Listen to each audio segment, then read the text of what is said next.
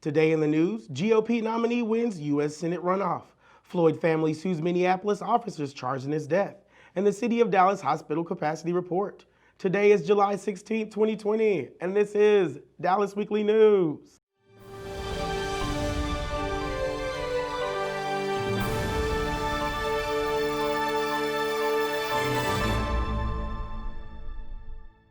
Hello, I am your host, Deontay Toombs, and this is Dallas Weekly News.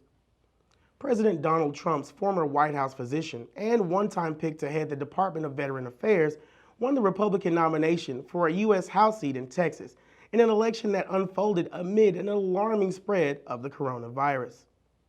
Ronnie Jackson, a retired Navy Rear Admiral, defeated agriculture advocate Josh Weingartner in a primary runoff on Tuesday in the deeply red Texas Panhandle. Jackson's nominations to run the VA were derailed by allegations of drinking on the job and overprescribing drugs. He withdrew from the consideration for the VA, but denied any allegations or accusations of wrongdoing, returned to the White House Medical Office in 2019, and started a bid for Congress. Tuesday's runoff was originally scheduled for May, but Governor Greg Abbott, like many governors, postponed the date as the virus began to take hold in the U.S.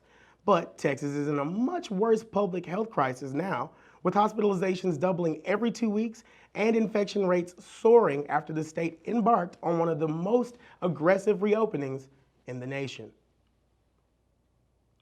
George Floyd's family filed a lawsuit Wednesday against the city of Minneapolis and the 4 police officers charged in his death, alleging that the officers violated Floyd's rights when they restrained him and that the city allowed a culture of excessive force, racism, and impunity to flourish in the police force. The lawsuit filed in the U.S. District Court in Minnesota was announced by attorney Ben Crump and other lawyers representing Floyd's family members.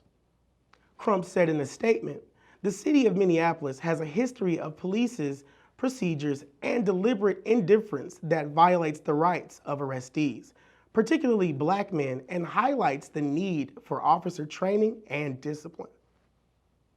Crump said that the lawsuit seeks to set a precedent that makes it financially prohibitive for police to wrongfully kill marginalized people, especially black people, in the future. And now, the City of Dallas Hospital Capacity Report.